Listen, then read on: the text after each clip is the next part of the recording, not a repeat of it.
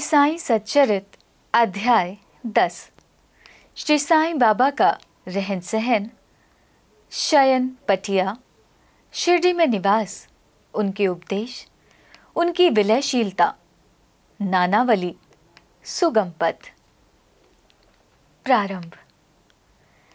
श्री साईं बाबा का सदा ही प्रेमपूर्वक स्मरण करो, क्योंकि वे सदैव दूसरों के कल्याणार्थ तत्पर तथा आत्मलीन रहते थे।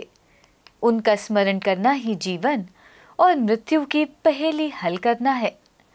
साधनाओं में ये अति श्रेष्ठ तथा सरल साधना है, क्योंकि इसमें कोई द्रव्य व्यय नहीं होता। केवल मामूली परिश्रम से ही भविष्य नितांत फलदायक होता है। जब तक इंद्रियां बलिष्ठ हैं, क्षण क्षण इस साधना को आचरण में लाना चाहिए। केवल गुरु ही ईश्वर है। हमें उनके ही पवित्र चरण कमलों में श्रद्धा रखनी चाहिए। वे तो हर इंसान के भाग्य विधाता और प्रेममय प्रभु हैं। जो अनन्य भाव से उनकी सेवा करेंगे, वे भवसागर से निश्चय ही मुक्ति को प्राप्त होंगे। न्याय अथवा मीमांसा या दर्शन शास्त्र पढ़ने की भी कोई आवश्यकता नहीं है। जिस प्रकार नदी या समुद्र पार करते समय नाविक पर विश्वास रखते हैं, उसी प्रकार का विश्वास हमें भवसागर से पार होने के लिए सद्गुरु पर करना चाहिए। सद्गुरु तो केवल भक्तों के भक्ति भाव की ओर ही देखकर उन्हें ज्ञान और परमानंद की प्राप्ति करा देते हैं। गत अध्याय में बाबा की भिक्षावृत्ति, भक्तों के अनुभव तथा अन्य विषयों का वर्णन किया गया है। अब आप सुने कि श्री साईं बाबा किस प्रकार रहते, शयन करते और शिक्षा प्रदान करते थे। बाबा का विचित्र बिस्तर। पहले हम ये देखेंगे कि बाबा किस प्रकार शयन करते थे। श्री नाना साहेब डोंगले एक 4 हाथ लंबा और 1 हथेली चौड़ा लकड़ी का तख्ता श्री साईं बाबा के शयन हेतु लाए। तख्ता कहीं नीचे रखकर उस पर सोते। ऐसा ना कर बाबा ने पुरानी चिंदियों से मस्जिद की बल्ली से उसे झूले के समान बांधकर उस पर शयन करना प्रारंभ कर दिया। चिंदियों के बिल्कुल पतली और कमजोर होने के कारण लोगों को उसका झूला बनाना एक पहेली सा बन गया। चिंदियां तो केवल तख्ते का भी भार सहन नहीं कर सकती थी, फिर वे बाबा के शरीर का भार किस प्रकार सहन कर सकेंगी। जिस प्रकार भी हो, ये तो राम ही जाने, परंतु यह तो बाबा की एक लीला थी, जो फटी चिंदियां तख्ते तथा बाबा का भार संभाल रही थी। बाबा को तख्ते पर बैठे या शयन करते हुए देखना देवताओं को भी दुर्लभ दृश्य था। सब आश्चर्यचकित थे कि बाबा किस प्रकार तख्ते पर चढ़ते होंगे और किस प्रकार नीचे उतरते होंगे। कौतूहलवश लोग इस रहस्योद्घाटन के हेतु दृष्टि लगाए रहते थे, परंतु ये समझने में कोई भी सफल ना हो सका और इस रहस्य को जानने के लिए भीड़ उत्तरोत्तर बढ़ने लगी। इसी कारण बाबा ने एक दिन तख्ता तोड़कर बाहर फेंक दिया। यद्यपि बाबा को अष्टसिद्धियां प्राप्त थीं, परंतु उन्होंने कभी भी उनका प्रयोग नहीं किया और ना ही कभी उनकी इच्छा ही हुई। वे तो स्वतः ही स्वाभाविक रूप से पूर्णता प्राप्त होने के कारण उनके पास आ गई थी। ब्रह्म का सगुण अवतार। बाह्य दृष्टि से श्री साईं बाबा 3.5 हाथ लंबे एक सामान्य पुरुष थे, फिर भी प्रत्येक के हृदय में वे विराजमान थे। अंदर से वे आसक्ति रहित और स्थिर थे, परंतु बाहर से जन कल्याण के लिए सदैव चिंतित रहते थे। अंदर वे संपूर्ण रूप से निस्वार्थी थे। भक्तों के निमित्त उनके हृदय में परम शांति विराजमान थी, परंतु बाहर से संसार में उलझे हुए दिखलाई पड़ते थे। वे कभी प्रेम दृष्टि से देखते तो कभी पत्थर मारते, कभी गालियां देते और कभी हृदय से लगाते थे। वे गंभीर, शांत और सहनशील थे। वे सदा दृढ़ और आत्मलीन रहते थे और अपने भक्तों का सदैव उचित ध्यान रखते थे। वे सदा एक आसन पर ही विराजमान थे। वे कभी यात्रा को नहीं निकले। उनका दंड एक छोटी सी लकड़ी थी, जिसे वे सदैव पास संभाल कर रखते थे। विचार शून्य होने के कारण वे शांत थे। उन्होंने कांचन और कीर्ति की कभी चिंता ही नहीं की। तथा सदा ही भिक्षावृत्ति द्वारा निर्वाह करते रहे। उनका जीवन ही इस प्रकार का था। अल्लाह मालिक सदैव उनके होठों पर रहता था। उनका भक्तों पर विशेष और अटूट प्रेम था। वे आत्मज्ञान की खान और परम दिव्य स्वरूप थे। श्री साईं बाबा का दिव्य स्वरूप इस तरह का था, एक अपरिमित, अनंत, सत्य और अपरिवर्तनशील सिद्धांत जिसके अंतर्गत यह सारा विश्व है, श्री साईं बाबा में आविर्भूत हुआ था। यह अमूल्य निधि केवल सत्व गुण संपन्न और भाग्यशाली भक्तों को ही प्राप्त हुई, जिन्होंने श्री साईं बाबा को केवल मनुष्य या सामान्य पुरुष समझा या समझते हैं।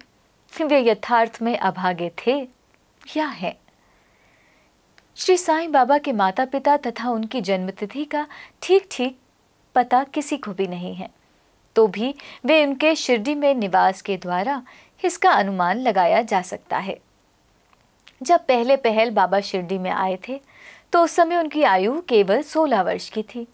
वे शिरडी में 3 वर्ष तक रहने के बाद फिर कुछ समय के लिए अंतर्धान हो गए। कुछ काल के उपरांत वे औरंगाबाद के समीप निजाम स्टेट में प्रकट हुए और चांद पाटिल की बारात के साथ पुनः शिरडी पधारे। उस समय उनकी आयु 20 वर्ष की थी। उन्होंने लगातार 60 वर्षों तक शिरडी में निवास किया और सन 1918 में महासमाधि ग्रहण की। इन तथ्यों के आधार पर हम कह सकते हैं कि उनकी जन्मतिथि सन 1838 के लगभग थी। बाबा का ध्येय और उपदेश। 17वीं शताब्दी 1608-1681 में संत रामदास प्रकट हुए और उन्होंने यवनों से गायों और ब्राह्मणों की रक्षा करने का कार्य सफलतापूर्वक किया। परंतु 2 शताब्दियों के व्यतीत हो जाने के बाद हिंदू और मुसलमानों में वैमनस्य बढ़ गया और इसे दूर करने के लिए श्री साईं बाबा प्रकट हुए। उनका सभी के लिए यही उपदेश था कि राम जो हिंदुओं का भगवान है और रहीम जो मुसलमानों के खुदा है, एक ही है और उनमें किंचित मात्र भी भेद नहीं है। फिर तुम उनके अनुयायी क्यों पृथक पृथक कर रहकर परस्पर झगड़ते हो? अज्ञानी बालकों, दोनों जातियां एकता का ध्येय प्राप्त करो। कलह और विवाद व्यर्थ है, इसलिए ना झगड़ो और ना परस्पर प्राणघातक ही बनो। सदैव अपने हित तथा कल्याण का विचार करो। श्री हरि तुम्हारी रक्षा अवश्य करेंगे। योग, वैराग्य, तप, ज्ञान आदि ईश्वर के समीप पहुंचने के मार्ग हैं। तुम्हारी कोई कितनी ही निंदा क्यों ना करे, तुम उनका प्रतिकार ना करो। यदि कोई शुभ कर्म करने की इच्छा है तो सदैव दूसरों की भलाई करो। संक्षेप में यही श्री साईं बाबा का उपदेश है कि उपर्युक्त कथनानुसार आचरण करने से भौतिक तथा आध्यात्मिक दोनों ही क्षेत्रों में तुम्हारी प्रगति होगी। सद्गुरु श्री साईनाथ महाराज। गुरु तो अनेक हैं। कुछ गुरु ऐसे हैं जो द्वार द्वार हाथ में वीणा और करताल लिए अपनी धार्मिकता का प्रदर्शन करते फिरते हैं। वे शिष्यों के कानों में मंत्र फूंकते और उनकी संपत्ति का शोषण करते हैं। वे ईश्वर भक्ति तथा धार्मिकता का केवल ढोंग ही रचते हैं। वे वस्तुतः अपवित्र और अधार्मिक होते हैं। श्री साईं बाबा ने धार्मिक निष्ठा प्रदर्शित करने का विचार भी कभी मन में नहीं किया। दैहिक बुद्धि उन्हें किंचित मात्र भी छू ना गई थी, परंतु उनमें भक्तों के लिए असीम प्रेम था। गुरु 2 प्रकार के होते हैं, नियत और अनियत।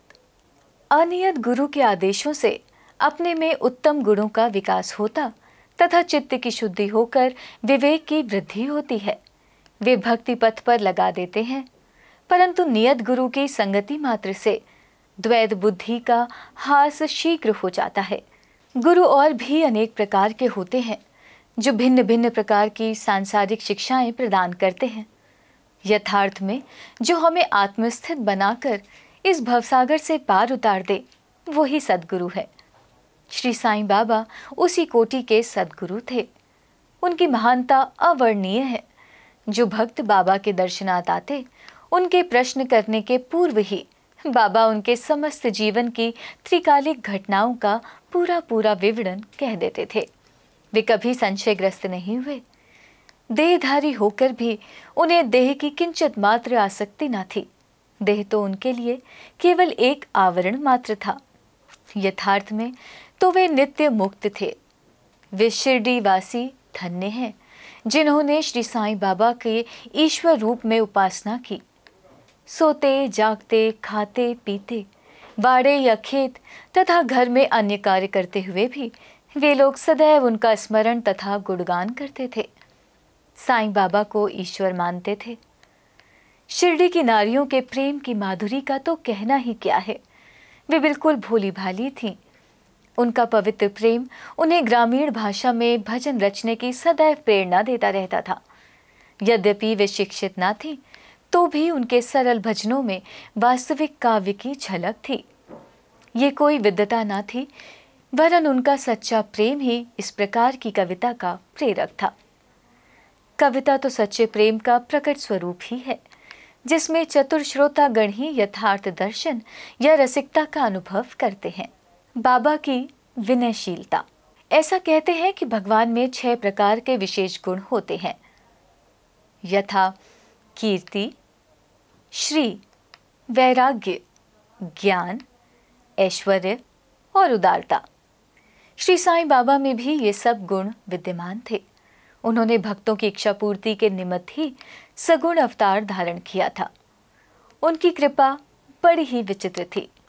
भक्तों के हेतु वे अपने श्रीमुख से ऐसे वचन कहते, उनमें से यहाँ पर एक रोचक नमूना दिया जाता है।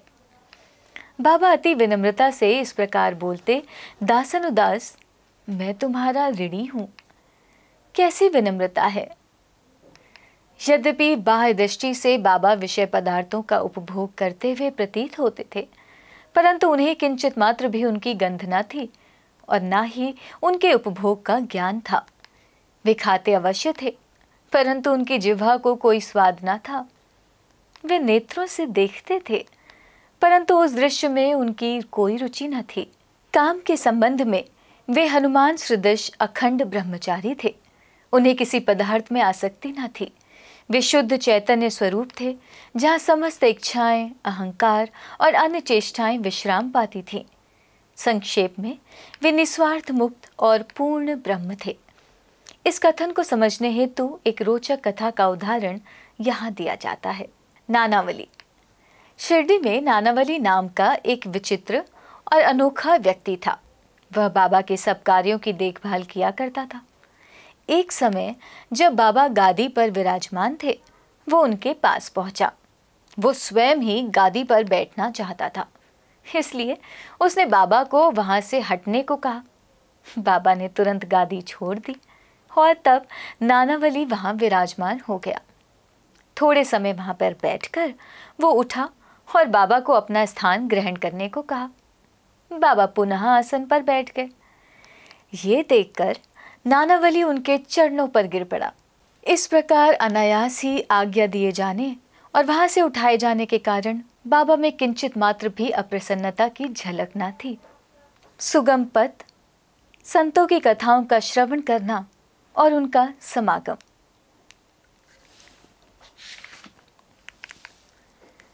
यद्यपि बाह्य दृष्टि से श्री साईं बाबा का आचरण सामान्य पुरुषों के सदृश ही था, परंतु उनके कार्यों से उनकी असाधारणता, बुद्धिमत्ता और चतुराई स्पष्ट सी प्रतीत होती थी। उनके समस्त कर्म भक्तों की भलाई के निमित्त ही होते थे। उन्होंने कभी अपने भक्तों को किसी आसन या प्राणायाम के नियमों अथवा किसी उपासना का आदेश भी नहीं दिया और न उनके कानों में कोई मंत्र ही फूंका। उनका तो सभी के लिए यही कहना था कि चातुर्य त्याग कर सदैव साईं साईं स्मरण करो। इस प्रकार आचरण करने से समस्त बंधन छूट जाएंगे और तुम्हें मुक्ति प्राप्त हो जाएगी। मन का कार्य विचार करना है। बिना विचार किए वो एक क्षण भी नहीं रह सकता। यदि तुम उसे किसी विषय में लगा दोगे तो वो उसी का चिंतन करने लगेगा, और यदि उसे गुरु को अर्पण कर दोगे तो वो गुरु के संबंध में ही चिंतन करता रहेगा। आप लोग बहुत ध्यानपूर्वक साईं की महानता और श्रेष्ठता श्रवण कर चुके हैं। ये कथाएं सांसारिक भय को निर्मल कर आध्यात्मिक पथ पर आरूढ़ करती हैं। इसलिए इन कथाओं का हमेशा श्रवण और मनन करो तथा आचरण में भी लाओ। सांसारिक कार्यों में लगे रहने पर भी अपना चित्त साईं और उनकी कथाओं में लगाए रहो, तब तो यह निश्चित है कि वे कृपा अवश्य करेंगे।